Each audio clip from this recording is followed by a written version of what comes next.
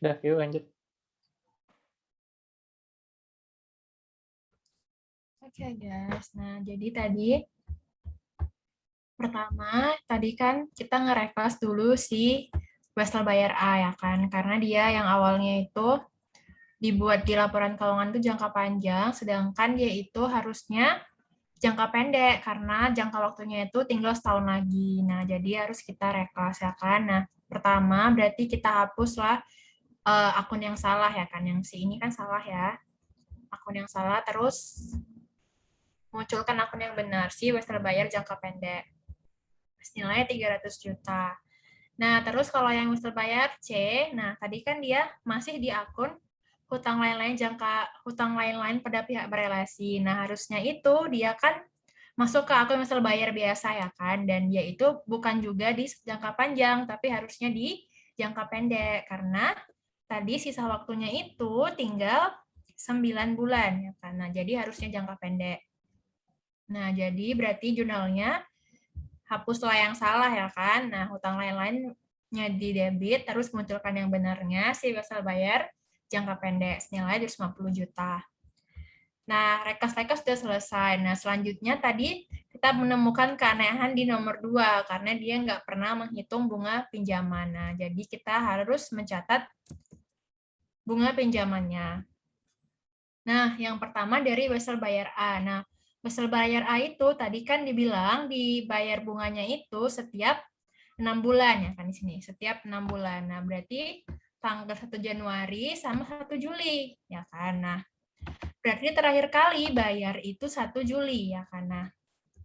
Nah, berarti yang belum dicatat itu adalah yang 1 Juli sampai 31 Desember. Nah, itulah yang mau kita jurnal ya kan. Berarti jurnalnya beban bunga pada utang bunga.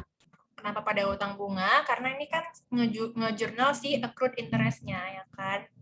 Nah, nanti bayarnya di 1 Januari. Nah, nilainya sebesar berapa? Nah, sebesar tadi kan nominalnya itu 300 juta.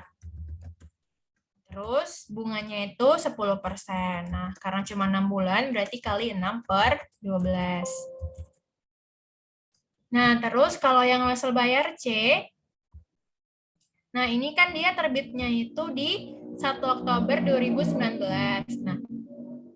Nah, berarti dia belum pernah sama sekali ngebayar bunga ya kan. Nah, berarti yang harus kita akui bunganya adalah yang di akhir tahun itu adalah dari 1 Oktober pas tanggal penerbitan sampai dengan tanggal neraca ya kan 31 Desember. Nah, jadi jurnalnya beban bunga pada utang bunga senilai berapa? Nah, tadi nominalnya itu kan 250 juta. Berarti 250 juta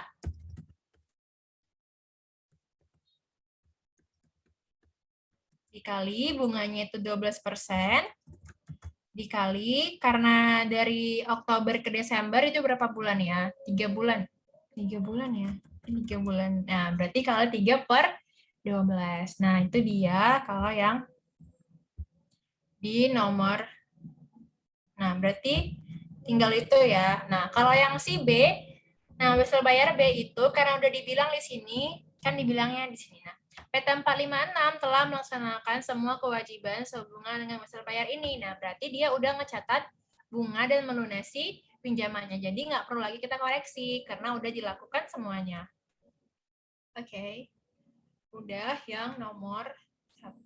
Nah, oke, kalau dia mau tanya, tanya aja ya. Nah, terus sekarang kita ke yang nomor 2. Nah, si yang nomor 2 itu kita disuruh menjelaskan asersi yang telah dilakukan oleh PT Itachi. Terus identifikasi prosedur yang sudah dilakukan dan asersi apa yang sudah diuji. Lalu buat prosedur tambahannya, terus buat jurnal koreksinya. Nah, jadi ini kalau yang tadi di nomor 1 ini, kita sendiri yang ngebuat prosedur. Kalau yang nomor 2 ini, kita yang melihat apakah prosedur di soal ini udah benar gitu kan. Oke. Nah, jadi di soal yang pertama, kan kita disuruh ngapain tadi? Disuruh melihat apa aja yang udah dilakukan oleh si PT Itachi, ya kan? Oke, oke, oke, oke. Nah, kita baca dulu soalnya. PT Itachi merupakan perusahaan perdagangan. Ini merupakan klien KP Anda. Nah, ini dia saldonya, saldo akunnya. Nah, ada investasi di obligasi, terus ada investasi di saham. Nah, ini kedua akunnya disajikan sebagai aset tidak lancar. Oke. Nah, dari nomor 1, Anda melakukan komunikasi dengan manajer keuangan. Nah, berarti ini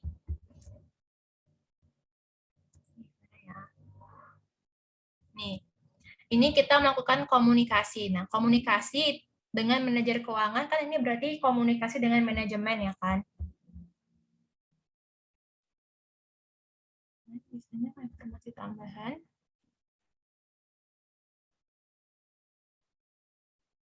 Biasanya informasi tambahan kalau saldo buku klien sama saldo konfirmasi pihak ketiga beda apa? Ah, nah, biasanya kalau misalnya ada perbedaan saldo dari saldo buku sama saldo konfirmasi, nanti kita yang disuruh mencari kenapa bisa beda. Nah, gitu. Baru kita jurnal deh perbedaannya karena apa. Tuh, nah, oke. Okay. Nah, yang ini tadi nomor 1, kita udah melakukan komunikasi dengan manajer keuangan. Berarti ini komunikasi dengan manajemen. Nah, tadi dari di sini yang di bukti audit ini, kalau namanya itu komunikasi dengan manajemen, itu namanya wawancara, ya kan? Wawancara. Ya, berarti kita udah ngelakuin wawancara. Terus 1B, ini kita, apa ini? Investasi di saham PT Sasono adalah untuk mendapatkan capital gain. Nah, sahamnya ini untuk mendapatkan capital gain, berarti sahamnya ini untuk diperjualbelikan ya, yang trading. Terus, hal ini diputuskan dalam rapat direksi tanggal 3 Maret 2019. Nah, berarti nanti kita bakalan ngecek si rapat direksinya, ya kan? Lalu, manajer keuangan memberikan salinan risalah rapat tersebut kepada Anda. Nah, berarti nanti kita bakalan ngelihat dan mengecek si salinan risalahnya. Kan? Berarti 1A kita melihat salinan risalah rapat. Lalu yang 1B ini investasi di obligasi tujuannya adalah untuk mendapatkan penghasilan bunga secara rutin. Nah, berarti ini si obligasi itu tujuannya adalah untuk mendapatkan penghasilan bunga secara rutin. Oke, ini didapat dari keputusan rapat direksi. Nah, jadi nanti kita pun akan melihat keputusan rapat direksi apakah sudah benar, ya kan? Nah, berarti dari poin 1 kita udah ngelakuin apa? Udah ngelakuin wawancara, kan? Nah, kalau yang 1C ini ini nggak ada informasi lain ya, cuma dikasih tahu aja perusahaan menggunakan jasa broker, terus semua surat berharga diperdagangkan di bursa. Lalu kalau yang nomor 2, Anda kemudian melakukan pengecekan. Nah, berarti kita mengecek transaksi. Nah, dokumen transaksinya adalah sebagai berikut. Nah, berarti kita mengecek transaksi dari dokumen ya. Nah, berarti namanya apa? Nah, namanya berarti kalau terkait dokumen namanya documentation. Nah, berarti tulis di sini documentation. Nah, tulis dulu ya kan. Nah, terus habis itu yang nomor 3, dari dokumen tersebut Anda melakukan pengecekan ke jurnal transaksi. Nah, berarti ini dari dokumen yang ada kita telusuri ke jurnal. Nah, tadi kalau dari dokumen terus ke jurnal namanya tracing ya kan. Nah, terus dulu dia tracing di sini. Nah, terus habis itu nomor 4, berdasarkan perhitungan saudara. Nah, kalau kita ngehitung sendiri namanya itu si rekalkulasi ya kan, menghitung kembali transaksi yang ada. Nah, terus dulu rekalkulasi ya kan. Terus yang nomor 5, Anda kemudian melakukan pengecekan situs bursa efek. Nah, berarti kita melakukan konfirmasi kan ke pihak ketiga, yakni si bursa efek ya kan. Nah, berarti kita udah ngelakuin 5 hal ini kan, 5 hal ya kan. Oke.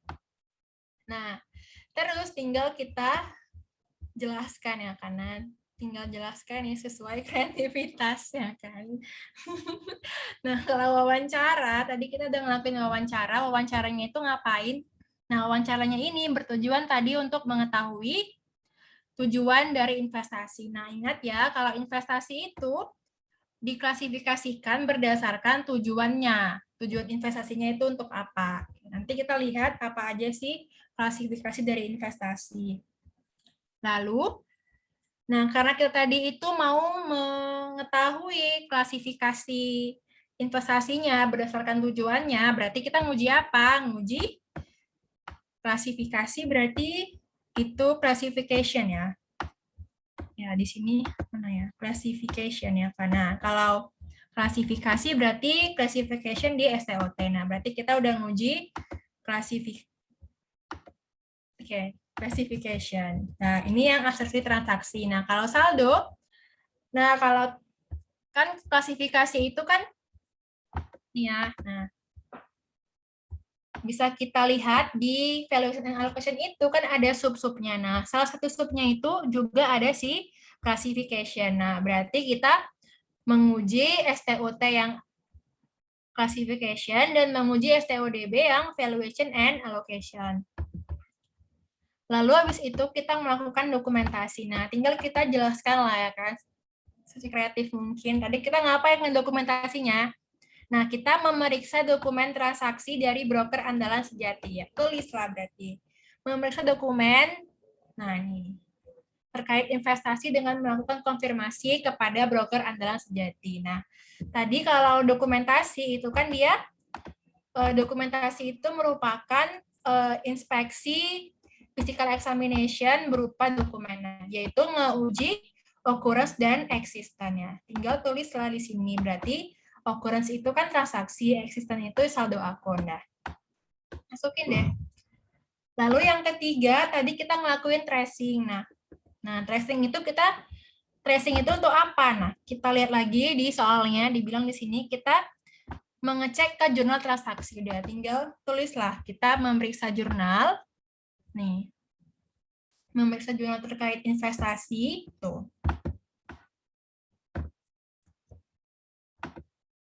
Oke, nah. Tadi kalau tracing di sini dia bakalan nguji asersi apa? Nih, nguji asersi completeness. Nah, tinggal tulislah di sini completeness. Oke, nah completeness itu kan ada dua ya, di transaksi dan saldo akun ya. Tinggal tulis dia dua-duanya, completeness dan completeness. Oke, nah terus habis itu tadi kita juga ngerekalkulasi kan dari yang nomor 4 ini. Nah, rekalkulasi berarti terkait sama nilai-nilai ya kan, angka-angka. Nah, berarti kita mau memastikan nilainya itu udah akurat. Makanya di sini itu dia akurasi transaksi. Nah, akurasi itu kan salah satu sub dari FA ya kan. Nah, berarti masukinlah dia, berarti selain nguji STOT akurasi, dia juga nguji STODB yang FA. Oke, lalu yang terakhir kita melakukan konfirmasi ke situs Bursa Efek. Ya, tinggal tulislah konfirmasinya ke siapa, untuk apa gitu. Konfirmasi ke kustodian untuk mengecek kesesuaian harga pasar. Nah, ini juga sama ya kan. Nah, tadi kita mengecek akurasi kan supaya memastikan apakah harga pasarnya itu udah, apakah investasinya itu udah dicatat sesuai harga pasar. Nah, oke, nah kalau terkait angka-angka berarti si akurasi. Tadi akurasi kan. Oke, terus berarti ini nah ini harusnya. Nah, berarti dia sekalian, kalau akurasi kan salah satu sub si FA. Berarti masukin juga si FA. Nah, ketika kita melakukan konfirmasi ke kustodian center efek kan kita juga sekalian memastikan apakah beneran si investasi itu milik kita atau hanya investasi bodong ya. Nah, berarti kita sekalian mengecek si RO-nya apakah itu benar-benar investasi milik kita. Nah, itu dia untuk mengetahui apakah prosedurnya udah dilakukan dan apa aja yang udah diuji asersinya. Oke, habis itu nih, nah kita ke yang ini aja ya langsung. Oh, sebelumnya, nah kita ke investmentnya itu. Nah, Nah, ini dia ada klasifikasi investasi. Nah, jadi investasi itu bakalan diklasifikasiin sesuai tujuannya. Nah, tujuannya apa sih ya kan? Nah, jadi investasi itu ada 3, ada utang, derivatif, sama ekuitas. Nah, jadi yang pertama kita akan melakukan tes karakteristik arus kas kontraktual. Nah, kita tes dulu. Nah, pertama misalnya dari instrumen utang ya. Nah, dari instrumen utang apakah arus kas kontraktual dari aset tersebut semata pembayaran pokok dan bunga. Nah, kalau utang itu kan kita dapat uang dari pokok dan bunga ya kan. Nah, berarti dia iya. Nah, terus utangnya itu dipakai untuk apa sih? Nah, kita ngelakuin yang kedua, tes model bisnis. Nah, yang pertama, apakah debt investment-nya itu hanya untuk mendapat arus kas kontraktual atau hanya untuk dapat bunga? Nah, kalau iya namanya HFC. Nah, kalau misalnya debt investment-nya itu dibeli untuk dapatkan bunga dan untuk dijual sewaktu-waktu, berarti namanya HFCS. Nah, kalau debt-nya itu nggak untuk kedua hal ini kan, nggak untuk mendapatkan arus kas, berarti dia untuk dijual lah, karena berarti dia untuk namanya itu debt investment yang trading. Nah, kalau HFC ini dia bakalan menggunakan metode amortized cost. Nah, kalau HFCS bakalan menggunakan si VVOC. Nah, bisa juga sih HFC dan HFCS ini menggunakan fair value option. Nah, fair value option ini merupakan opsi ya kalau misalnya kita memiliki investment dan kita memiliki utang. Nah, kalau misalnya utang kita itu dinilai menggunakan fair value, maka sebaiknya investment kita pun juga dinilai menggunakan fair value supaya tidak terjadi inkonsistensi atau mismatch gitu. Nah, itu kalau misalnya utang kita juga dinilai dengan fair value, maka boleh kita menggunakan fair value option. Nah, kalau misalnya utang kita nggak dalam fair value, ya nggak boleh menggunakan fair value option. Berarti tetap amortized cost atau pakai VVOC kalau dia HFCS. Nah, terus kalau trading, tadi dia pakai VVTPL. Nah, bedanya apa VVOC sama VVTPL? Nah, kalau VVOC, dia pakai akun si UHGL, mana ya? Where?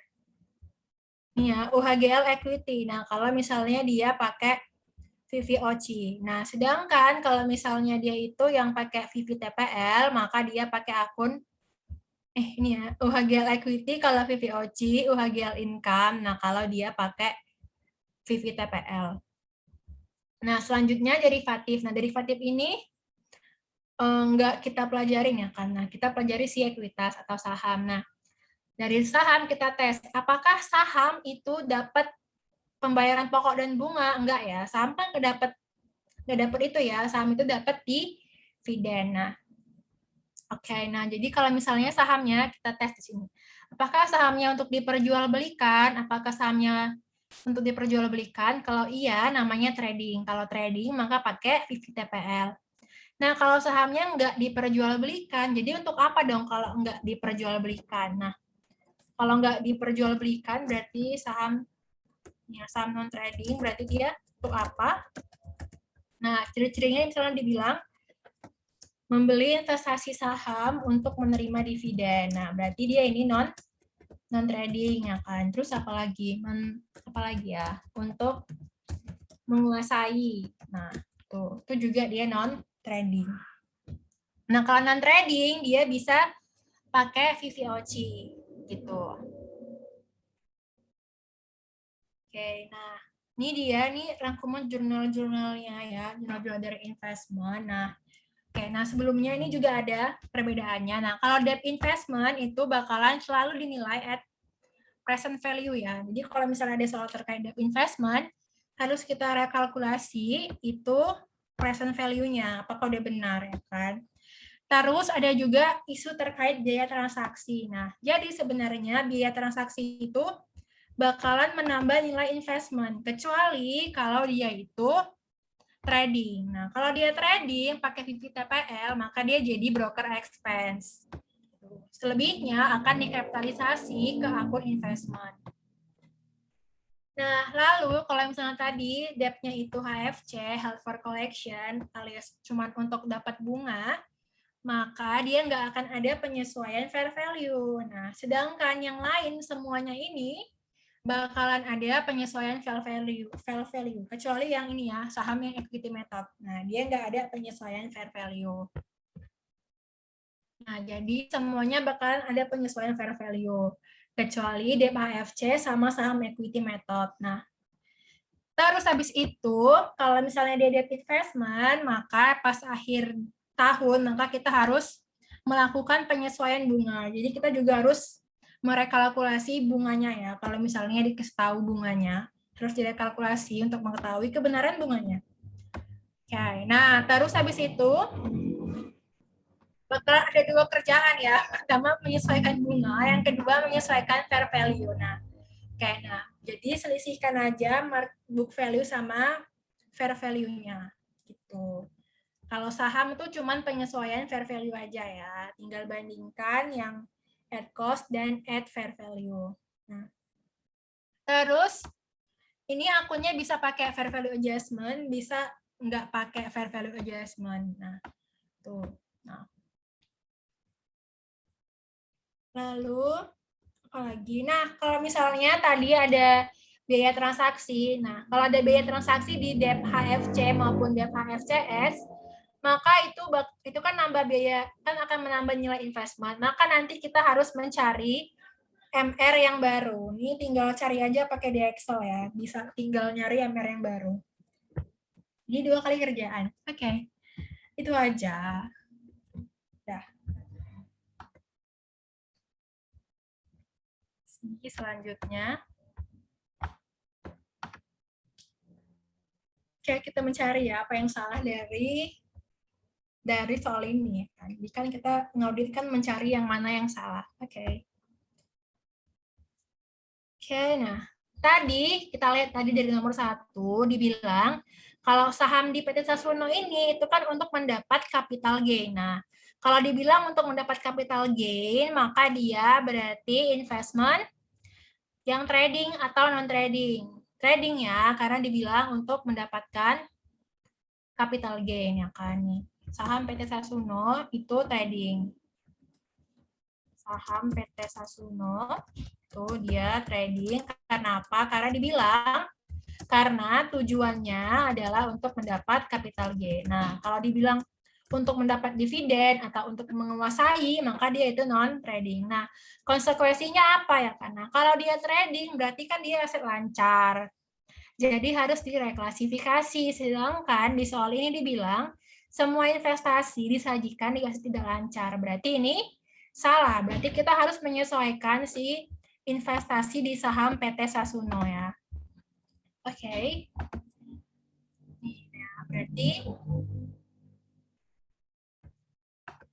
Berarti tinggal hapus.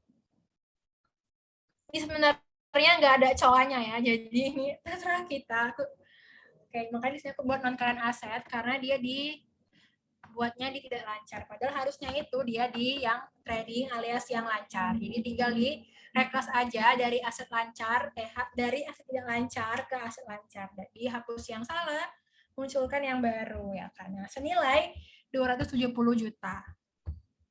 Udah. Lalu habis itu, nah kalau yang obligasi tadi kan dia itu untuk penghasilan bunga secara rutin. Berarti dia ini HFC. Kalau HFC berarti dia di tidak lancar ya kan. Yang lancar itu hanya dia kalau trading. Selain trading, maka dia di tidak lancar. Oke, berarti kalau yang obligasi udah benar ya klasifikasinya. Oke. Nah, lalu habis itu perusahaan menggunakan jasa broker untuk melakukan transaksi ini. Semua surat berharga tidak paperless dan diperdagangkan di bursa. Terus kemudian kita mengecek transaksi, dokumennya ini adalah sebagai berikut ya kan. Nah, obligasi A 1 lembar harganya segini ya. Berarti ini sih fair value-nya kan pas kita beli, present value pas kita beli. Tadi ingat kalau misalnya kita ngebeli debt itu bakal dicatat sesuai present value-nya. Kalau misalnya bisa dua sih, bisa present value, bisa sesuai harganya. Nah, kalau misalnya present value-nya nggak sesuai sama harga, ya berarti harus mencari MR yang baru.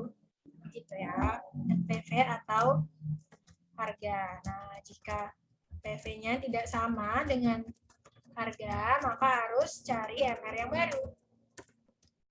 Oke. Lalu habis itu, ya. Nah, terus fee brokernya itu 77 juta sekian. Nah, lalu investasi di saham PT Sasuno 900.000 lembar, harganya segini, brokernya segini. Terus obligasi seri A PT Sasunade diperoleh 1 Juli 2019, jatuh temponya 2024, berarti 5 tahun. Bunga kuponnya 12% dan dibayarkan setiap tanggal 1 Juli. Oke.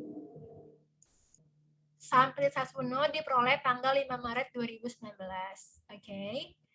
Nah, dari dokumen tersebut, Anda akan menanyakan ke jurnal. Diketahui bahwa semua beban transaksi dibebankan ke akun beban administrasi. Nah, tadi kita lihat kalau misalnya dia HFC, maka biaya transaksi akan jadi menambah nilai investment. Nah, kalau dia DEP HFC dan HFCS. Nah, kalau yang trading, maka jadi broker expense. Nah, kalau trading, ingat dia jadi broker expense. Nah, berarti ini salah ya kan, obligasi A, karena harusnya brokernya yang 77 juta ini harus masuk ke akun investasi ya kan. Nah, berarti kita kapitalisasi. Jurnalnya berarti masukin lah investasi di obligasi di debit, berarti beban administrasinya kita hapus. Senilai fee-nya 77 juta. Lalu habis itu, nah, si investasi di saham PT Sasuno. Nah, tadi itu kan dia trading. Nah, kalau trading, maka biaya broker akan dibebankan. Nah, udah benar kan dia itu dibebankan. Nah, tapi nama akunnya salah. Harusnya itu beban komisi ya kan? Atau commission expense atau broker expense. Nah, sedangkan dia masukinnya ke beban administrasi. Nah, jadi tinggal kita reklas saja beban komisi pada beban administrasi. Itu. Nah, tadi kan konsekuensi dari kalau HFC itu ada biaya transaksi, maka bakalan mencari MR yang baru. Ya kan? Nah, makanya itu di soal ini di nomor 4 kita melakukan rekalkulasi bunga. Nah, dapatlah bahwa bunganya itu jadinya 10% ya karena MR-nya 11, tapi kalau memperhitungkan biaya transaksi jadinya 10%. Gitu. Oke, terus pakai yang mana dong ya kan? Yang mana? Oke. Nah, tunggu ya, kita lewatkan dulu dia. Nah, terus kita lihat di sini. Nah, di laporan keuangannya. Nah, si obligasi seri A ini nilainya 2284 nih. Masih sama 2284 049 97 ya kan. Nah, ini terus ini kan dia harus kita rekalkulasi juga ya kan. Nah, sorry. Nah, ini itu merupakan di situs Bursa Efek ya kan. Nilainya itu 2,2 M, sedangkan kalau ini yang saham 79. Nah, kalau di Labco, si bond itu nilainya 2,073. Nah, sedangkan kalau pas pertama beli nilainya itu juga 2,073. Berarti dia belum ada melakukan amortisasi ya. Karena sedangkan tadi kalau misalnya kita punya debt investment, maka di akhir tahun maka kita harus melakukan amortisasi penyesuaian bunga. Berarti ini jurnalnya masih kurang kan, perlu kita tambahkan, perhitungkan amortisasinya. Oke, jadi gimana dong cara kita mencari amortisasi? Nah, kita harus buat dulu tabel amortisasinya ya karena.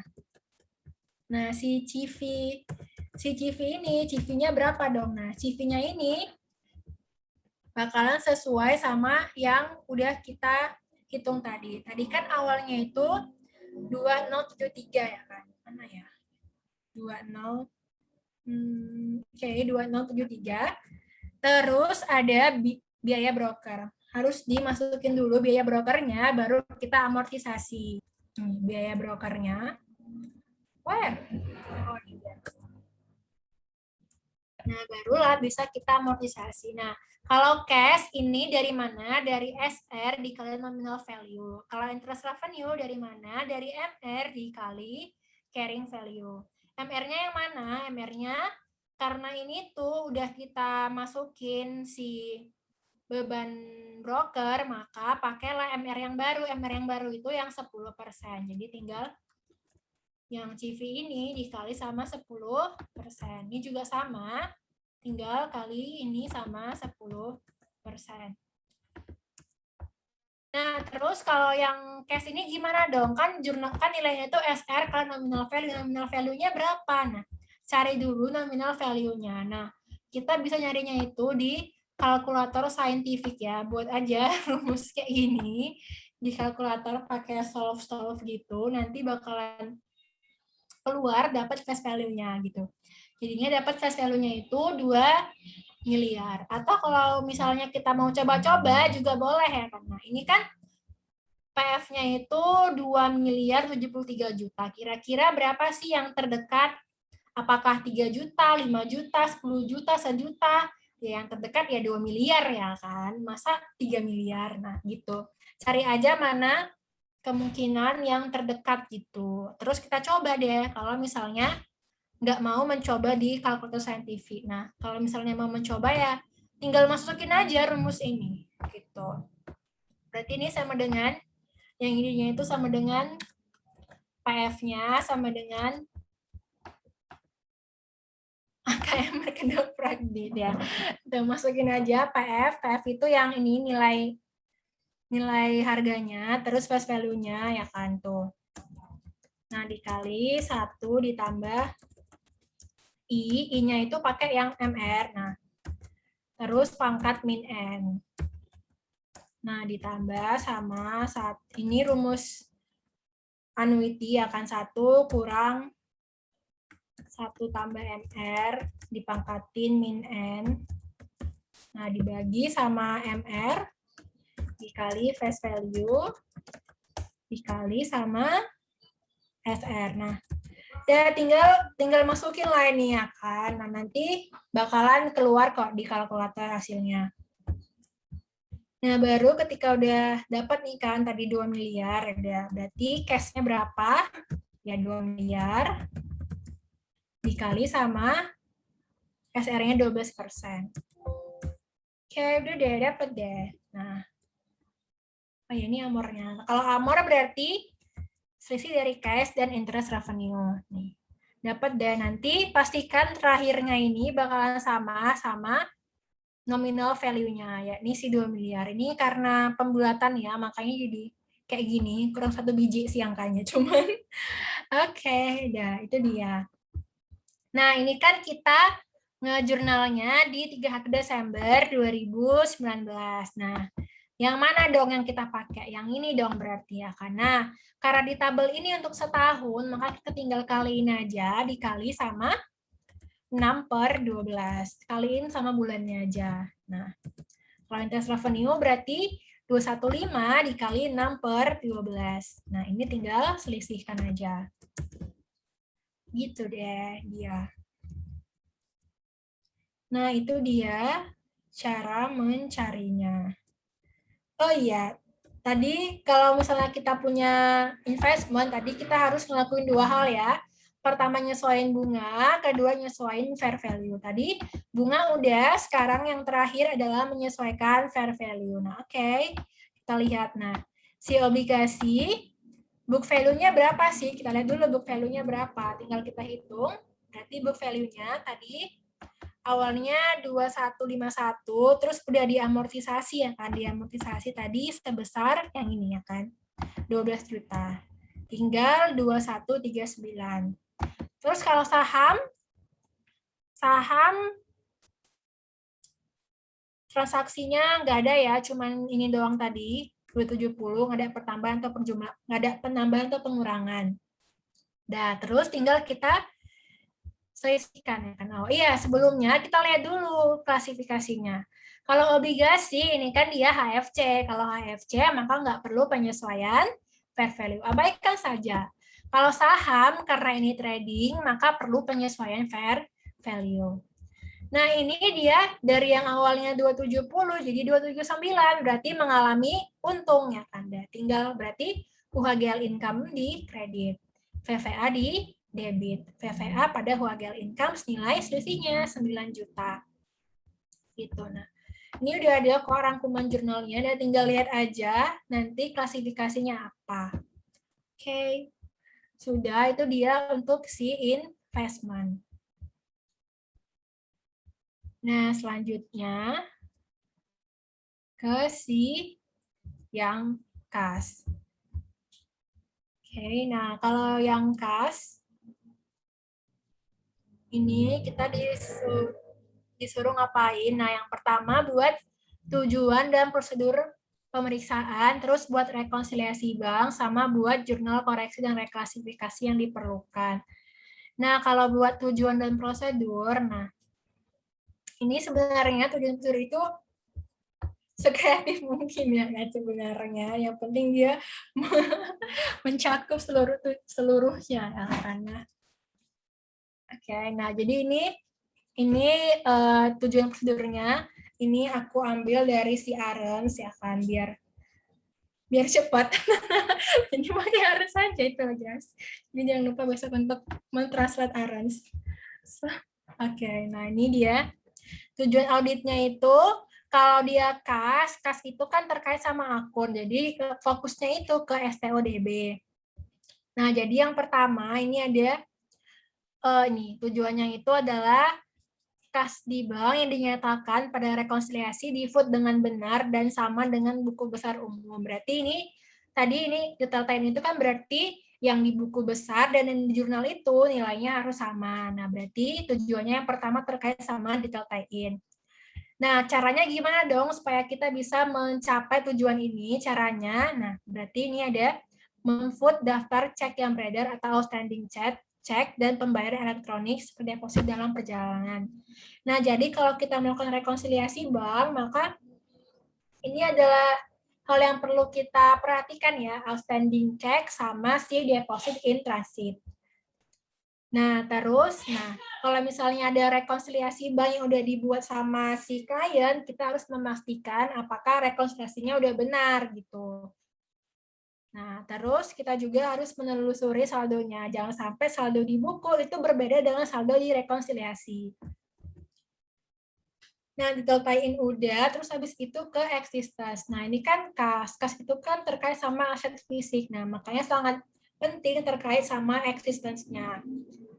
Nah, caranya meminta bank konfirmasi. Nah, ini juga ada di sini tadi. Mana ya ini ya? Nih. Kalau kita mau menguji cash, maka cash in bank, maka minta konfirmasi ke bank gitu.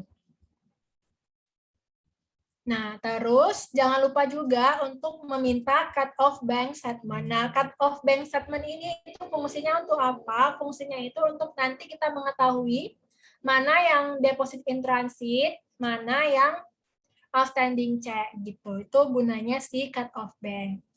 Terus habis itu nih sama kayak tadi ya, kalau misalnya si auditi si klien udah ngebuat rekonsiliasi, kita nggak boleh langsung mempercayai, harus kita uji dulu. Nah, kalau terus selanjutnya completeness. Nah, jadi kita bakalan ngapain asersi yang di sini ya, yang ada di sini. Nah, terus kita rangkai lah, kita harus ngapain supaya bisa menguji asersi yang ini gitu. Tuh. Nah, kalau akurasi contohnya ini bisa melalui pengujian Kiting. Kiting itu kayak misalnya punya banyak akun bank, jadi bisa dipindah-pindahkan saldonya. Jadi kayak gitu aja si Kiting. Nah, terus kalau completeness bisa menggunakan bukti kas gitu kan. Terus habis itu yang ini kalau menguji cut off terkait transaksi penerimaan dan pengeluaran, kalau penerimaan kita bisa memfokuskan pada deposit in transit. Kalau terkait pengeluaran, fokusnya ke outstanding check. Nah, apa bedanya? Kalau misalnya penerimaan kas berarti juga cek juga kas yang ada di cash in hand gitu, supaya mengetahui apakah ada kas yang terhilang atau ada jurnal yang nggak tercatat gitu. Itu dia terkait tujuannya dan prosedurnya. Ini bisa dilihat di Arans gitu. Tinggal buat aja sesuai kata-kata sendiri. Terus yang kedua itu disuruh ngebuat rekonsiliasi bank. Nah, jadi sebenarnya ini di soalnya udah ada rekonsiliasi banknya. Kita tinggal mengujinya apakah rekon banknya itu udah sesuai atau belum. Nah, sebenarnya yang perlu kita rekon itu adalah yang mana sih yang saldo per booknya dan saldo per banknya itu berbeda. Itulah yang perlu kita rekonsiliasi. Kenapa bisa berbeda? Gitu. Nanti rekonsiliasi itu, nah kita bakal menyandingkan yang cash per book sama cash per bank. Nah, cash per bank ini bakalan terkait sama deposit in transit sama outstanding check. Nah, sama kalau ada error. Nah, deposit in transit itu adalah setoran yang masih dalam perjalanan gitu ya. Kalau outstanding check itu adalah cek yang udah kita kasih ke supplier tapi belum dicairkan oleh si suppliernya. Tuh. Nah, kalau error ya berarti salahnya si bank gitu kan. Nah, kalau cash per book, nah bisa terkait sama ini. Ada pelunasan AR yang belum dicatat. Nah, jadi misalnya ada customer yang tiba-tiba main transfer aja gitu, kita nggak tahu. Terusnya juga pendapatan bunga, terus ada biaya admin bank, ini dia mengurangi cash, terus ada cek kosong atau NSF, terus juga kalau misalnya ada error. Nah, nanti kita harus memastikan bahwa cash per bank dan cash per booknya itu bakalan sama nilainya. Itulah guna si rekonsiliasi. Nah, yang di jurnal yang mana? Yang di jurnal itu adalah transaksi yang terkait cash per book. Nah, yang ini aja. Kalau yang terkait deposit in transit, outstanding check, itu nggak perlu kita jurnal, karena itu adalah tanggung jawab si bank. Gitu ya. Jadi di jurnal itu adanya si cash per book. Nah, misalnya kalau yang pertama, ini dia pelunasan AR, cash pada AR. Pendapatan bunga berarti cash pada interest revenue. Biaya admin bank berarti jurnalnya administrative expense pada cash. Kalau ada NSF ini AR pada cash. Nah, kalau yang terkait error ini dia tergantung ya soalnya errornya kenapa gitu. Bisa menambah, bisa mengurangi cash. Tergantung soalnya apa. Nah, jadi intinya kita bakal menyandingkan cash per bank sama cash per book gitu. Nah, cara mencari deposit in transit ya tinggal cocokkan aja.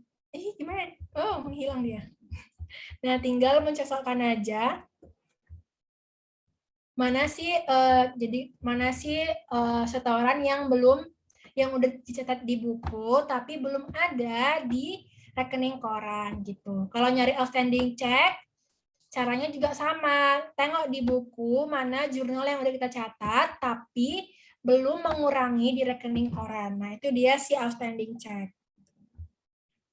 Oke, terus oke. Dah, nih ya. Nah, tadi kita punya rekening apa aja? Kita punya rekeningnya. Diamond IDR, Diamond USD nih, semua nama rekeningnya. Ini saldo per booknya, sekian dari soal ini. Lalu habis itu dilakukan konfirmasi ke bank dan dibalas sama bank nih dia. Dan dibalas sama bank. Nah, terus kalau misalnya ada konfirmasi, kita harus membandingkan antara book dengan yang konfirmasi. Kalau ada yang sama, ya berarti selesai. Kita nggak perlu mencatat-catat. Terus kalau misalnya ada yang berbeda, maka harus kita rekonsiliasi. Kenapa bisa berbeda dan harus kita samakan? Nah, kalau misalnya kita bandingkan nih, kalau Diamond IDR booknya 851, confirmnya 856, berarti beda. Kalau beda, maka harus kita rekon. Si Diamond USD, ini sama ya, book dan confirmnya, berarti udah nggak perlu direkon. Yang SGD, ini booknya 20987, confirmnya 27809, berarti berbeda. Kalau beda, maka harus kita rekon. Terus ini yang THB, ini nilainya sama, udah biarkan aja. MYR juga sama, biarkan aja. Bukapin juga sama, biarkan aja. Jadi yang perlu direkod adalah yang si IDR sama si SGD. Nah, di soal ini yang direkon yang mana? Oh, yang Diamond sama si SGD. Nah, berarti Udah cocok lah ya kan. Nah, sekarang tinggal kita cek rekonnya. Nah, nih, rekon pertama yang si Bang Diamond. Nah, per booknya itu 851237910. Per banknya itu 856097910. Nah, berbeda karena apa? Nah, katanya berbeda itu karena pendapatan bunga. Oh, udah pas ya. Tadi kalau misalnya ada pendapatan bunga di sini, maka akan menambah cash per book. Terus ada biaya administrasi. Nah, itu akan mengurangi cash per book. Advance receipt ini tuh si customer transfer itu ya, transfer nggak bilang-bilang gitu kan. Nah, pendapatan diterima di muka gitu kan. Nah, berarti ini dia juga menambah cash per book ya kan. Ya, berarti ini kita hitung dulu kan, apakah beneran segini nilainya atau salah ya kan. Nah, tinggal kita rekalkulasi apakah beneran udah sesuai yang per book dengan yang per adjustednya. Oh, ternyata udah sesuai, berarti udah benar. Lalu yang Bang Diamond yang SGD. Nah, awalnya per book itu 20.987, per banknya itu 27.809. Kenapa berbeda? Katanya karena ada advance receipt. Nah, kita rekalkulasi juga apakah beneran sama udah? Oh, udah sama, ya udah berarti nggak perlu dikoreksi karena udah benar. Nah, terus di soal ini dibilang nih, perusahaan belum mencatat apapun atas item-item di bank rekonsiliasi tersebut. Nah, berarti kita perlulah mencatat jurnal koreksi di bank rekonnya karena dia belum ada mencatatnya. Tinggal catatlah ya kan. Yang mempengaruhi per booknya ada advance receipt, pendapatan bunga, biaya administrasi. Nah, yang pertama tadi dapetin advance receipt berarti cash in bank pada unearned revenue senilai 42.240. Nah, terus habis itu dapat pendapatan bunga sama juga nambah cash, nambah interest revenue. Biaya admin berarti ngurangin cash bank fee pada cash in bank Diamond. Lalu ini ada advance receipt. Nah, cash in bank pada unearned revenue. Nah, ini tuh kan nilainya masih pakai SGD. Nah, sedangkan kita adalah perusahaan Indonesia, jadi harus pakai rupiah. Ya ini kita kembali mengulangi AKL ya, AKL pas UTS, AKL 2 pas UTS. Nah, transaksi mata uang asing. Nah, jadi harus kita apa sih namanya? Itulah pokoknya ya, kita harus buat dari SGD ke rupiah ya kan. Nah, pakai kurs mana ya kan? Pakai kurs mana? Nah, jadi kalau misalnya kita pada tanggal transaksi, tanggal 1 Januari sampai 31 Desember, maka kita pakai tanggal kurs realnya, tanggal transaksi berapa gitu. Nah, kalau nanti pas kita mau ngebuat neraca, maka sesuaikan dulu saldonya dengan kurs penutup gitu. Nah, berarti di sini karena ini tuh kan berarti di sini itu kita pakai kursnya di November ya kan, karena dia adanya di bulan November ya kan nih. 6822 dikali kurs November itu dia SGD berapa nih ya? 9784. Nah, kalilah 9784. Ya, selesai. Nah, jangan langsung dimasukin 6822, tapi harus diubah dulu dia ke rupiah gitu. Nah, lalu tadi kan udah kita catat nih kan. Nah, berarti sekarang saldo masing-masing ini, saldo di bank dan di book udah sesuai. Nah, tadi karena kita memiliki akun-akun yang menggunakan mata uang asing, maka harus kita translasikan. Oh ya, baru ingat aku namanya translasi ya kan, ditranslasikan ya kan. Nah, jadi nanti pas akhir tahun harus kita sesuaikan kursnya jadi kurs penutup. Nah, sedangkan di nomor 9 dia bilang perusahaan masih mencatat cash in bank mata uang asing menggunakan kurs tengah BI 30 November. Nah, Berarti ini itu dia masih nyatet per November. Nah, sedangkan kita harus nyatet itu per 31 Desember. Kenapa? Karena kita mau membuat neraca per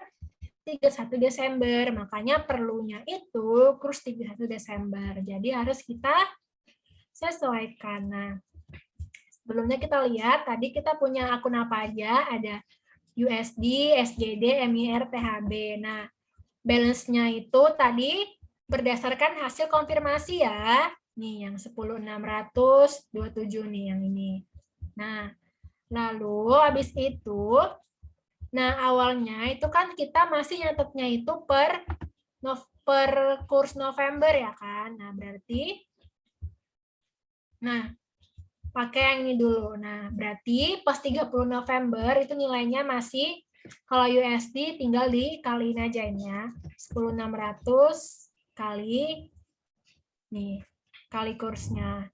Kalau SGD 278 ini kali 9784. Nah, dapatlah segini. Nah, sedangkan kita itu harusnya pakai kurs yang 31 Desember. Nah, jadinya harus kita sesuaikan ya karena berapa dong harusnya kalau dia pakai Desember. Nah, kalau pakai 31 Desember maka harusnya nilainya itu tinggal kali aja ya.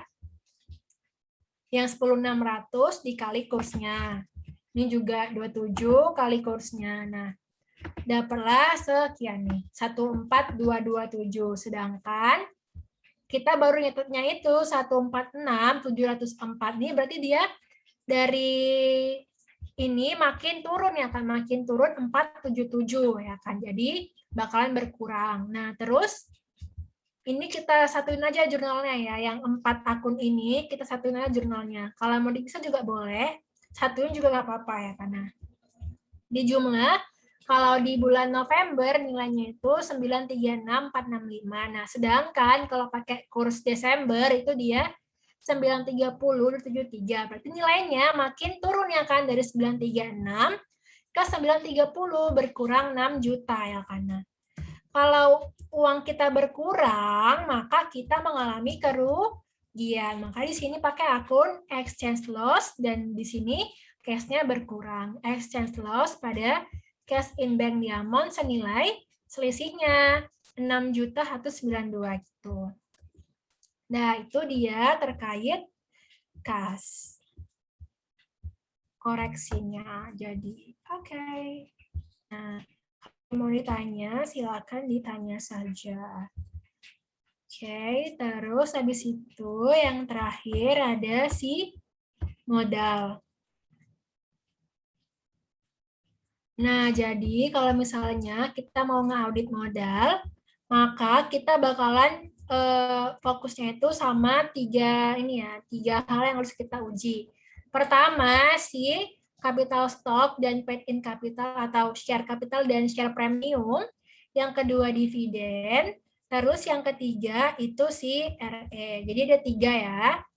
Nah, kalau terkait sama si CS, capital stock dan share premium, maka fokusnya itu ada 4 hal. Nah, yang pertama itu tujuannya adalah memastikan transaksi telah dicatat seluruhnya. Berarti kalau dibilang seluruhnya berarti itu sih complete. Nah, completeness itu tadi di sini asersinya dia bisa si STOT ya kan, completeness tuh. Berarti terus habis itu yang kedua memastikan transaksi itu telah dicatat yang itu memang benar terjadi dan nilainya itu udah akurat. Berarti kalau terjadi itu si occurrence, kalau nilai itu terkait si akurasi. Nah, kalau occurrence sama akurasi itu kan dia STOT ya kan.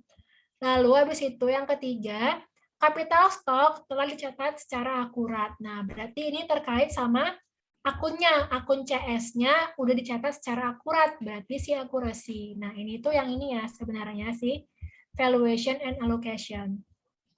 Ini ya, atau FA. Nah, kalau FA itu dia STO DB. Terus yang keempat, CS telah disajikan dan diungkapkan secara memadai. Nah, kalau disajikan dan diungkapkan, maka dia presentation and disclosure. Nah, terus ini kan tujuannya nih, tujuannya ada 4. Nah, terus gimana dong cara kita untuk mencapai tujuan tersebut? Nah, kalau untuk mengetahui bagaimana ini si CS itu udah diikat seluruhnya, maka kita harus melakukan ya, ini yang termudah. Yang termudah itu adalah konfirmasi dengan transfer agent. Nah, selanjutnya mereview BOD meeting. Nah, ini juga mereview transaksi berdekatan dengan tanggal neraca. Terus ini juga memeriksa pencatatan saham oleh auditi. Ini ya caranya untuk mengetahui completeness. Nah, kalau untuk mengetahui occurrence, maka kita perlu melakukan verifikasi karena occurrence itu terkait sama otorisasi. Jangan sampai ada saham yang diterbitkan itu tanpa otorisasi. Nah, kalau terkait akurasi, kalau yang termudah itu adalah tanya sama agen. Nah, kalau nggak bisa tanya agen, terpaksa kita tracing ke penerimaan kas. Kalau penerbitan saham. Nah, kalau treasury, maka tracingnya ke pengeluaran kas. Karena kan kita ngebeli. Kalau menerbitkan, kita ngejual. Makanya dapat uang, tracingnya ke penerimaan kas. Kalau yang ini akurasi terkait CS, nah ini juga kalau capital stock itu kan kita perlu terkait dua hal kan. Yang pertama nilai parnya, yang kedua jumlah sahamnya ya kan. Nah, kalau cara mencari jumlah sahamnya paling mudah ya konfirmasi. Nah, kalau nggak ada, maka harus kita sendiri yang memeriksa catatannya dan periksa juga sertifikatnya nih, documentation-nya. Nah, oke. Terus kalau mau menguji nilainya ya gampang kan, tinggal kaliin aja jumlah saham kali nilai parnya berapa. Terus yang terakhir untuk menguji presentation and disclosure, nah cara mencarinya harus cari dari dokumen corporate charternya. Nah ingat kalau misalnya kita ngebuat ekuitas, maka kita harus menulis gitu kan berapa yang autoris, berapa yang issued, berapa yang outstanding gitu kan. Nah rumusnya itu mana ya? Kayaknya aku buat rumusnya deh. Ini ya, kalau misalnya autoris itu kan berarti issued ditambah yang unissued ya kan. Nah, kalau issued share berarti outstanding share ditambah treasury share. Nah, itu ya, kita harus mencari ketiga hal ini. Berapa yang autoris, berapa yang issued, berapa yang outstanding, berapa yang treasury. Taunya dari mana? Taunya dari dokumen corporate charter sama BOD meeting. Gitu. Nah, terus selain itu kita juga harus menjelaskan terkait ininya berapa, special right-nya dan kelas-kelas sahamnya. Kan ada yang preferen, ada yang biasa, harus dikasih tahu gitu. Apa hak-hak dari setiap kelas, dan kalau ada unit securities maka harus dilaporkan juga. Ini apa contohnya itu kayak opsi, ada waran, ada convertible bond, dan banyak ya, ada share right ya.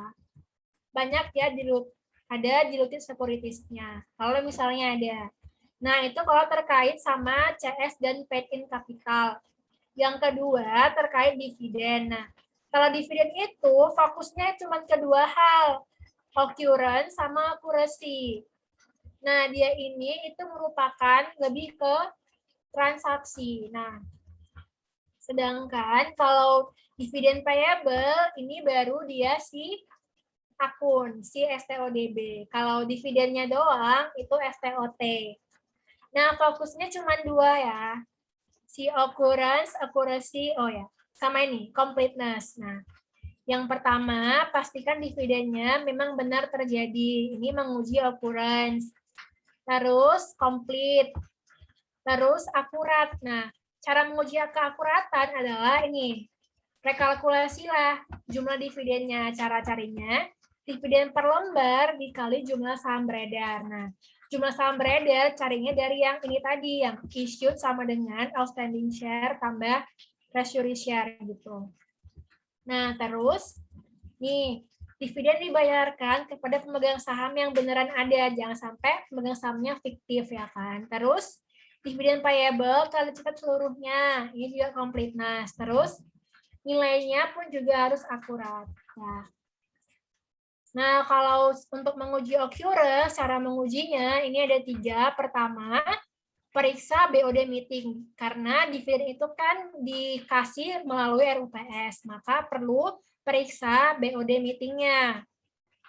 Terus review juga permanen filenya untuk melihat apakah ada pembatasan pembayaran dividen. Nah, kan kadang-kadang itu, kayak tadi kita yang di kasus pertama, kan dikasih tahu tuh, rasio lancarnya itu 200%. Nah, sama kayak ini, kadang juga ada utang yang nggak boleh ngebayar dividen gitu. Terus kita lihat apakah ada provisi terkait preferred stock. Nah, preferred stock itu kan dia ada dividen yang kumulatif. Nah, kita harus lihat apakah ada dividen kumulatif yang belum dibayar. Kalau ada, harus dibayar dulu. Nah, jangan sampai kita ngebayar yang saham biasa dulu, baru saham si preferen. Kan itu dia tidak sesuai kan, tidak sah gitu kan. Marah dong mereka nanti. Lalu yang kedua, cek akurasi. Kalau akurasi terkait sama nilai. Nah, jadi kita perlu merekalkulasi nilai dividen. Nah, kayak yang ini tadi ya. Lalu tracing ke cash disbursement. Kan bayar dividen berarti mengeluarkan uang. Lalu kalau misal biasanya itu kita itu sebagai perusahaan bakalan nyuruh pihak ketiga yang mengurus transaksi ekuitas. Jadi kita dapat mengkonfirmasi ke transfer agen. Di sini juga ada ya di sheet pertama tadi di sini. Nah, kalau menguji akun owner equity, tanyalah ke transfer agen. Nah, terus habis itu verifikasilah ke stockholder-nya. Jangan-jangan mereka belum nerima ya kan. Nah, terus yang terakhir audit RE. Nah, RE ini kan terkait sama 3 hal ya, terkait net income, dividen, sama koreksi tahun lalu. Nah, jadi harus pastikan ketiga hal ini pun udah benar, baru bisa kita ngelakuin audit RE. Jadi yang pertama caranya, nih, analisis RE selama tahun ini. Kedua, tracing jurnal RE ke net income di income statement. Ini ya terkait yang transaksi pertama ya kan. Terus yang ketiga, pastikan akunnya itu pun udah benar. Jangan sampai ada yang kayak gini tadi nih. Ada UHGL equity di income statement. Salah ya, UHGL equity itu masuknya ke OCI. UHGL income yang masuknya ke income statement. Nah, terus ini review apa aja yang harus diungkapkan di laporan keuangan. Kadang-kadang itu ada pembatasannya, jadi harus diungkapkan. Nah, itu dia. Nah, jadi untuk membuat prosedurnya, bisalah kita rangkum dari ini, dari materi yang ada di atas sini kan. Nah, tinggal rangkum aja nih. Yang pertama tadi untuk menguji OE, tinggal minta notula rapat Dewan Direksi. Ini, kayak ini tadi. Occurrence ya kan. Terus habis itu ini memeriksa tanggal deklarasi dan pencatatannya. Nih juga sama. Terus ini merekalkulasi nilainya ya kan. Terus habis itu konfirmasi terkait kepemilikan treasury stock. Nah, berarti kalau terkait kepemilikan berarti ini si RO ya kan. Nah, terus habis itu kalau terkait sama ini saldo dividennya berarti pastikan nilainya udah benar. Berarti ini si FA. Lalu periksa ini men-tracing kan, men-tracing dari tanggalnya kan, menelusuri hingga saldo pencatatan dividen. Berarti dari dokumen ke jurnal. Kalau dokumen ke jurnal namanya tracing, berarti dia menguji completeness. Lalu habis itu yang terakhir memeriksa buku dan memastikan bahwa jurnal telah mengalokasikan nominal ke akun yang tepat. Ini juga sama ya dari buku, dari dokumen ke jurnal. Berarti tracing dia jadinya completeness.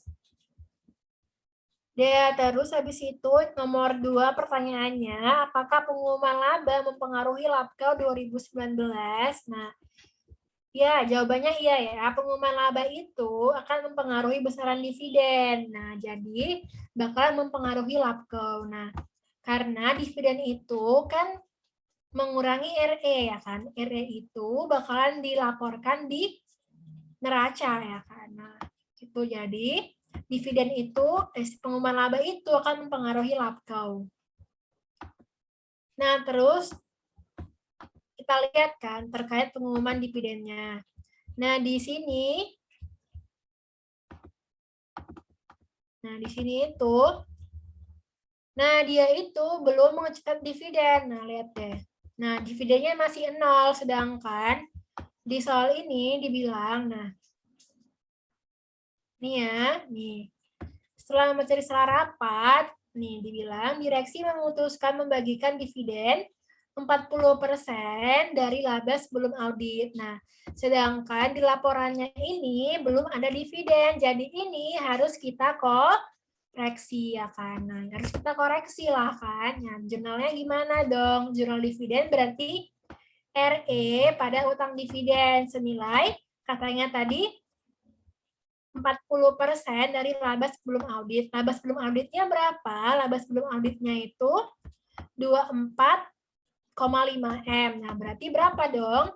24,5 M dikali 40%. Dapatlah 9,8 M. Di jurnal lah RE pada utang dividen nilai 9,8 M.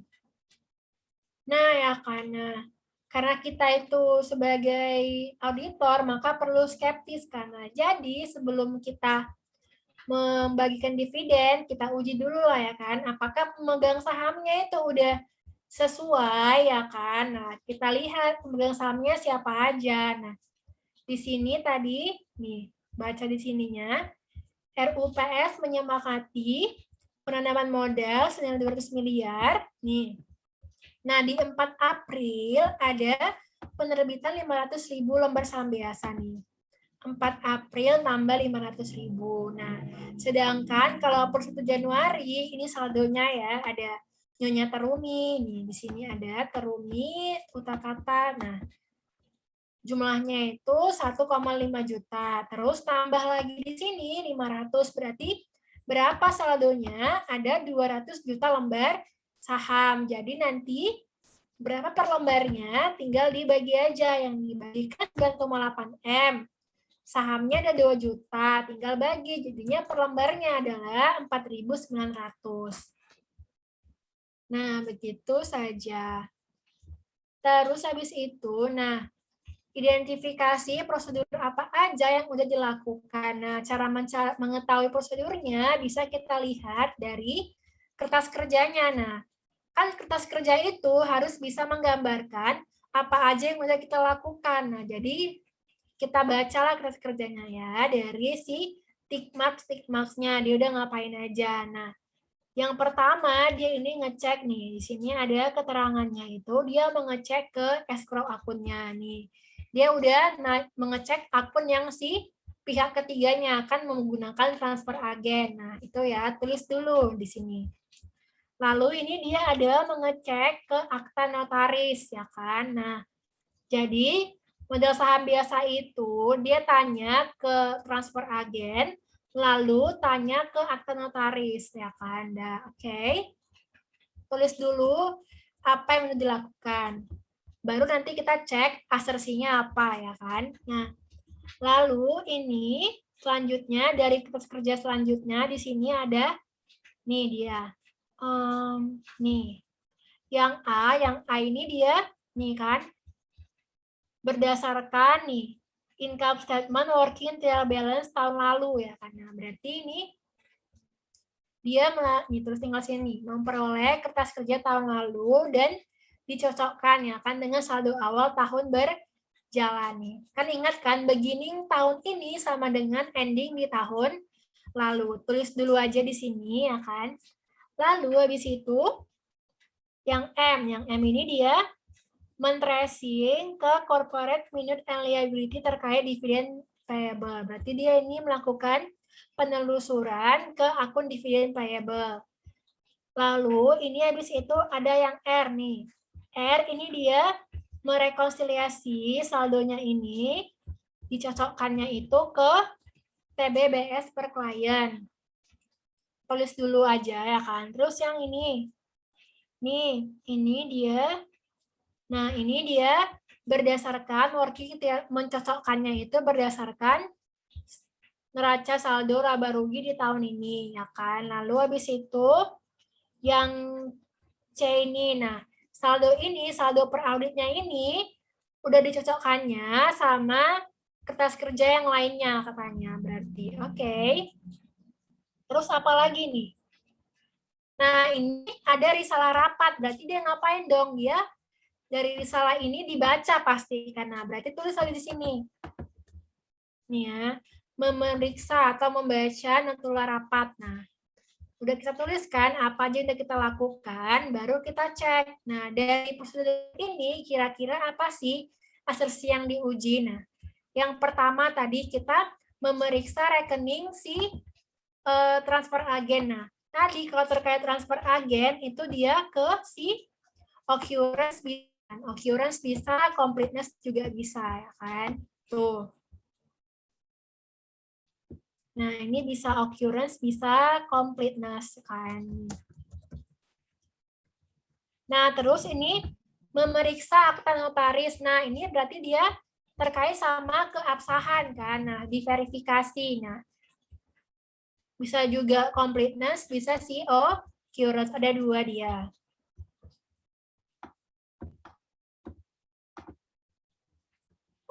Wow, tidak bisa di copy. Oke deh. Terus habis itu memeriksa notula RUPS dan rapat Dewan Direksi. Nah, ini dia asersinya itu adalah documentation. Nah, tadi documentation itu merupakan physical examination dari dokumen kan, yang itu menguji occurrence dan existence. Nah, tulislah berarti dia di sini occurrence. Nah, lalu habis itu nih memperoleh kertas kerja tahun lalu. Nah, kalau berarti dia terkait angka-angka, berarti dia terkait sama si valuation and allocation ya kan. Dan jadi juga mencocokkan nilainya itu dengan saldo awal tahun berjalan. Lalu habis itu dia penelusuran nih, melakukan tracing di sini kan, tracing nih. Tracing ke dividen payable berarti dari dividen payable di tracingnya kan. Nah, kalau dia melakukan tracing, maka itu di sini dibilang kalau tracing itu dia menguji completeness. Tulislah di sini berarti completeness. Lalu habis itu di sini melakukan ini ya, yang ini tadi. Mana ya yang ini? Yang terkait auditnya ini yang 500.000. Nah, itu dibilangnya di vouching ke working trial balance. Nah, kalau dia kalau melakukan vouching di sini, kalau vouching itu dia kan berarti dari jurnal ke dokumen sumber. Berarti kita mengecek jurnal auditnya, terus cocokkan ke si RE-nya ya kan, itu dia si vouching. Nah, kalau vouching dia menguji occurrence. Nah, occurrence atau existence ya kan. Iya, oke. Lalu habis itu yang R, nih R, merekonsiliasi. Nah, kalau rekonsiliasi terkait angka-angka, berarti dia si valuation and allocation. Nah, yang C juga rekonsiliasi, berarti dia si FA. Nah, gitu deh. Itu dia si prosedur audit yang telah dilakukan. Nah, untuk mencari prosedur tambahannya, nah, kita tadi kan udah ngebuat prosedur audit yang harus diuji. Nah, ini yang harus diuji. Nah, sedangkan yang sudah dilakukan itu masih yang ini. Nah, terus tinggal kita checklist aja mana yang sudah dilakukan, ya kan, dari nomor 1. Nah, kalau misalnya ada tambahan, tulislah dia yang di nomor nih, prosedur tambahannya. Nah, itu dia. Itu untuk terkait sama prosedur tambah, terkait sama si modal. Oke. Dan selanjutnya, ini terkait sama payroll. Nah, kalau terkait payroll, ini ada soal. Nah, soalnya mana ya? Wait ya, wait.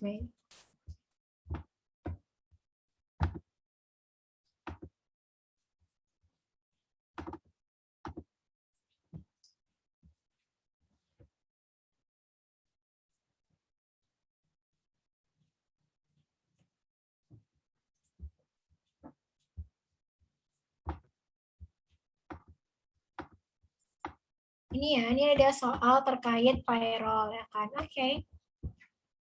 Mari kita menjawab nih. Anda adalah auditor. Nah, disuruh menguji akun beban gaji dan hutang gaji karyawan nih. Lalu, pembayaran gaji dilakukan oleh bagian keuangan. Ini berdasarkan nih dokumen kontrak kerja, daftar kehadiran, cuti.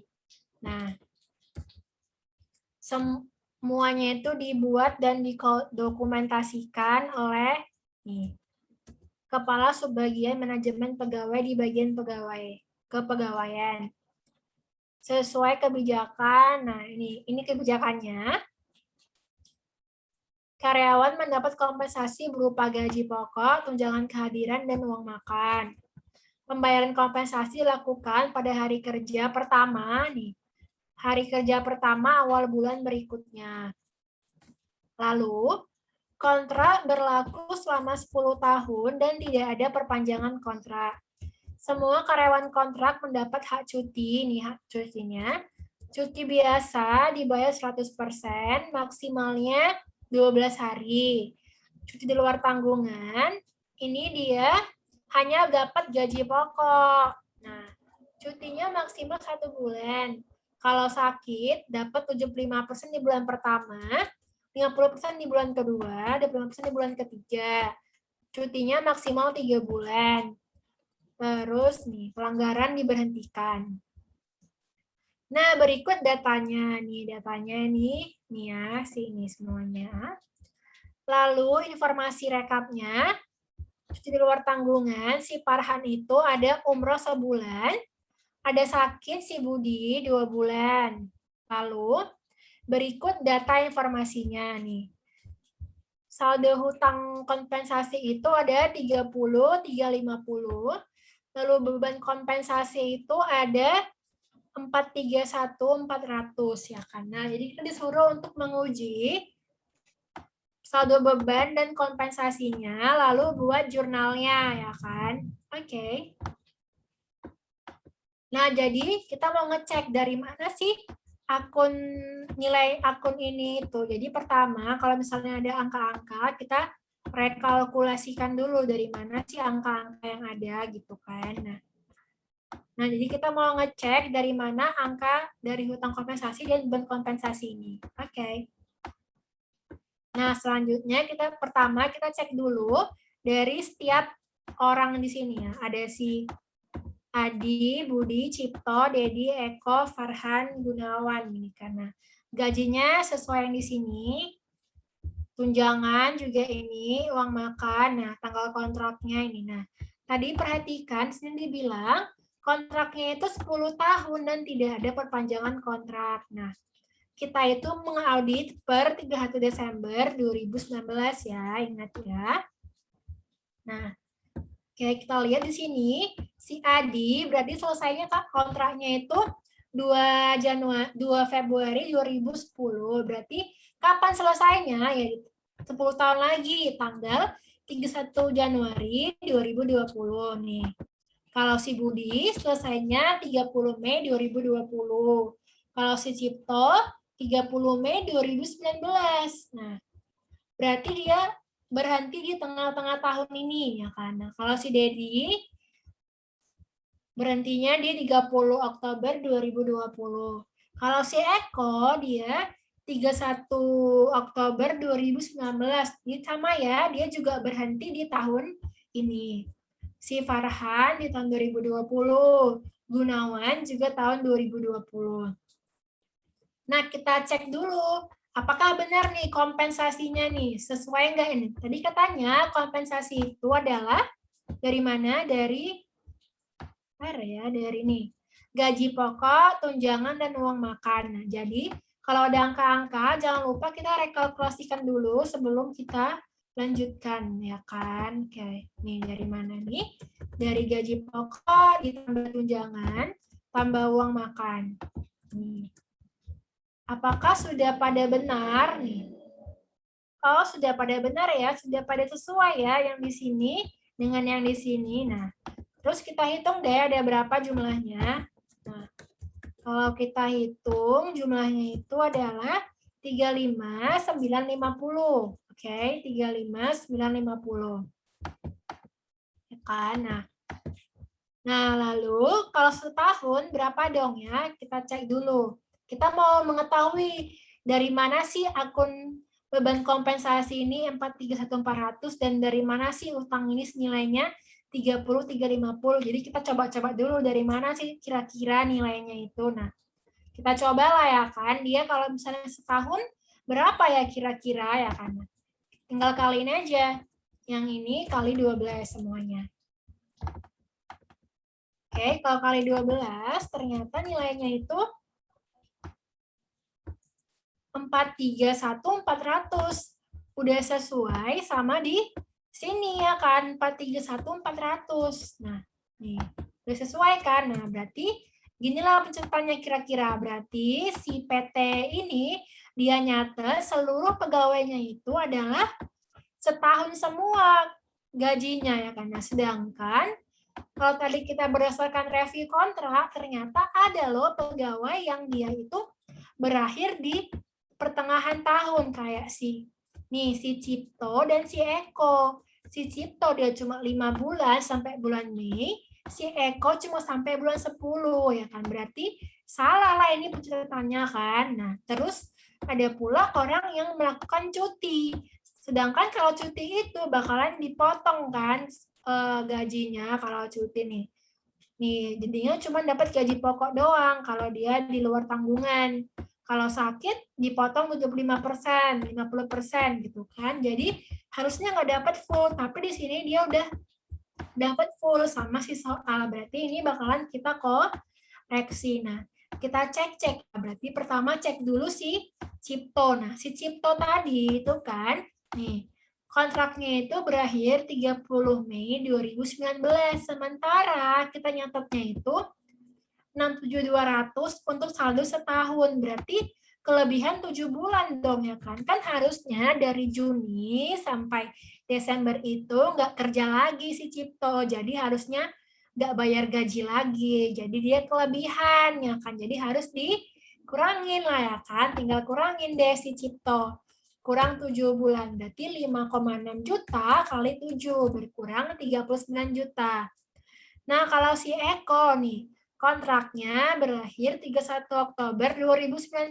Sementara tadi si perusahaan itu nyatetnya itu untuk 12 bulan. Berarti sedangkan dia cuma kerja 10 bulan, berarti lebih 2 bulan. Jadi harus diapain? Harus dikurangkan. Cemana kuranginya? Tinggal kaliin aja per bulannya 4,6 juta. Kelebihan 2 ya, kali 2. Lalu si Farhan. Nah, Farhan ini dia cuti selama sebulan, cuti di luar tanggungan. Nah, kalau cuti di luar tanggungan karena dia melakukan umroh, maka itu bakalan dapat gaji pokok doang, nggak dapat tunjangan dan uang makan. Nah, jadi harusnya di bulan April ya kan, harusnya di bulan April itu, April 2019, gajinya itu hanya gaji pokok, ya kan? Siapa nih? Si Farhan kan. Farhan itu 4250 ya kan. Harusnya cuma 4250. Nah, sementara sama si perusahaan dibebankan seluruhnya, ya kan? Dibebankan dapat 5.600.000. Nah, kalau kayak gitu berarti kelebihan ya kan? Kelebihan 1.350.000. Harusnya kan cuma dapat 4.250 karena cuti, jadinya cuma dapat gaji pokok, nggak dapat tunjangan dan uang makan. Jadi kayak mana ya? Tinggal dikurangkan 1.350. Lalu habis itu siapa lagi? Si Budi. Budi juga sakit, sakitnya 2 bulan. Nah, kalau sakit katanya dapat Nih, dan kalau sakit bulan pertama itu bakalan cuma dapat 75%. Nah, berarti 75% gajinya berapa? Gajinya itu 4,85. Berarti cuma dapat kali 75%. Cuma dapat 3.637 di bulan pertama. Sakitnya 2 bulan. Ya udah, lanjutkan berarti. Kalau di bulan kedua cuma dapat 50%. Ya udah berarti 50% dikali sama nih 4850 ya karena jadi harusnya selama 2 bulan itu si Budi dapatnya cuman nih 6.062.500. Nah, sedangkan sama perusahaan dia malah digaji full ya kan, digaji full setahun ya karena dapat 4,85 juta ya karena berarti kelebihan ya karena dapatnya 4,85 sebulan. Karena dia cuti 2 bulan, ya kali 2 dapat 9,7 juta. Sementara harusnya cuma 6 juta, berarti kelebihan ya kan? Kelebihan berapa? Kelebihan 3.637. Jadi kayak mana? Tinggal dikurangkan. Jadi berapa dong yang harusnya yang benar? Berarti yang harusnya benar ya, tinggal, nah yang kompensasi setahun dimasukin sama koreksi. Nah, jadi yang benar itu saldonya harusnya 378.012.500. Jadi inilah nanti yang harusnya di jurnal ya kan. Sini bukan 431.400 gitu. Oke, nah tadi kalau bulan Desember gajinya harusnya berapa dong kalau bulan Desember? Nah, harusnya bulan Desember itu gajinya adalah, oke, cari dari mana gajinya? Dari sini ya. Nih. Kalau Desember itu kan tinggal siapa yang kerja? Tinggal 4 orang kan? Adi, Budi, Dedi, Farhan, Gunawan ya kan? Tinggal ke 5 orang itu aja yang di jumlah gajinya kan. Berarti nih. Ini aja ya kan. Nah, sedangkan di soal itu dibilang beban gaji bulan Desembernya itu adalah 30.350.000. Nah, sedangkan harusnya beban gaji Desember itu kalau kita hitung itu adalah 25.750. Jadi harusnya kita koreksi ya karena nih book value nih. Kok book value sih? Apa ini? Per book. Nah, per book nih, per book per audit. Nah, per audit. Tadi beban kompensasi itu harusnya 378 kan. Nah, dari yang sini 378 nih. Masukin aja ke sini. Nah, terus habis itu ini hapus dulu ya. Nah, terus si utang kompensasi harusnya segini, 25 juta ya kan. Nah, sementara di buku si beban itu 431.400. Si utang itu 30.350. Nah, utang kompensasi ini itu merupakan gaji Desember dilihat dari mana? Dari sini dibilangnya, di sini. Nih, di sini dibilangnya. Nih, pembayaran kompensasi dilakukan pada hari kerja pertama awal bulan berikutnya. Nah, jadi saldo utang Desember ini merupakan gaji bulan Desember yang nantinya akan dibayar di 1 Januari gitu ya. Nah, di soal dia nyatanya 30 juta, sedangkan harusnya dari yang kita hitung rekalkulasi cuma harusnya itu 25.750 gitu ya. Oke, nah berarti per booknya 431, per auditnya 378, jadi harus dikurangi bebannya ya kan, dikurangi berapa? Dikurangi 53 juta. Nah, terus kalau yang utang dari yang awalnya 30 juta jadi 25 juga sama ya, dia berarti berkurang ya kan, berkurang 4,6 juta. Nah, berarti jurnalnya si utangnya di debit 4,6 juta, di kredit ada beban 53 juta. Nah, sisanya apa dong? Nah, sisanya ini ada piutang lain-lain. Untuk apa?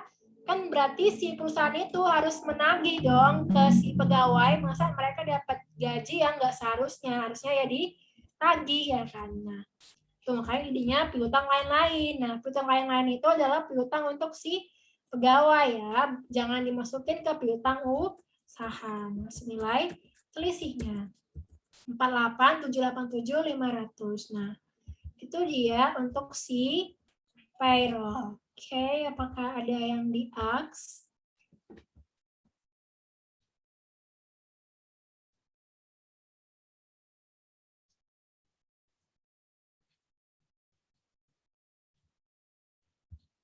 Oke. Saya mau nanya dong. Ya. Aku tuh kadang kayak bingung gitu loh. Kayak dulu Pak Danung kan sempat bilang ya, maksudnya ada yang beberapa prosedur itu kayak nggak penting dilakuin. Nah, kayak wawancara itu kan sebenarnya nggak ke semua akun bisa kita pakai wawancara dulu nggak sih? Jadi kan kamu sempat ada yang bilang wawancara baru cross check ke itunya. Nah, nentuin kayak gitunya tuh udah paten kah kayak di Aren atau gimana? Yang ini ya. Ini itu konfirmasi, bukan wawancara. Kalau wawancara itu dia emang kurang relevan karena masih ke pihak si klien, jadi nggak independen. Kalau konfirmasi dia lebih relevan. Gitu. Tapi bakal dipakai nggak wawancara? Maksudnya kan buat kebijakan misalnya perusahaannya gitu. Ya, pakai-pakai aja. Kan kita kayak tadi pas di soal utang ini kan, kita ngelakuin mana ya? Yang mana nih ya? Tunggu, wait. Nah, nih wawancara kan siang ini. Komunikasi ke manajer keuangan. Dipakai aja. Berarti kalau investasi wawancara tuh relevan ya? Ya, relevan. Tuh. Oke. Ya udah ngafalin Aran aja lah. Ya, kepiaran. Oke. Makasih. Oke. Tidak ada lagi yang bertanya. Gak ada dong. Oke. Kalau nggak ada yang ditanya, oke. Mau nanya juga dong, Mek. Oh, apa ya? Ada apa? Ini aja sih apa? Kayak buat tips trik ngerjain pas ujian gitu loh. Ini kan kayak kelihatannya susah banget gitu loh. Kayak apa? Ada yang harus diperhatiin gak gitu? Kalau misalnya disuruh ngebuat prosedur gitu kan, tipsnya adalah tinggal dilihat dari arah saja dan sesuaikan dengan sekreatif mungkin gitu. Masukin aja kata kuncinya kayak misalnya completeness harus lengkap. Nah, sisanya itu ya buat aja gitu sesuai kreatif mungkin gitu kan. Kalau misalnya sama banget kan tahu bapaknya kan kalau ngelihat buku banget gitu. Nah, terus kalau mencari jurnal koreksi, tinggal cocokin aja setiap informasi yang ada, terus bandingin sama PSAK gitu, kayak AKM. Jadi kayak kata Gre ya, ini Pragbit berkedok AKM gitu deh. Bandingin sama AKM dulu gimana. Kalau salah, di jurnal. Kalau benar, biarin aja. Gitu. Oke. Makasih, Mek. Oke. Sudah. Oke, kalau tidak ada, saya kembalikan kepada Dias. Ya udah, oke deh. Mungkin segini aja kali ya. Kan udah nggak ada yang nanya lagi. Kita tutup aja kali ya. Kita tutup ya. Sebelumnya terima kasih yang udah datang.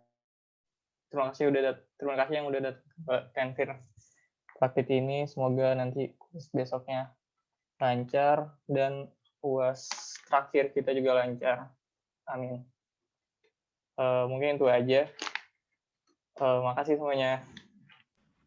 Makasih Mai, makasih Dias. Yuk, Aku N ya.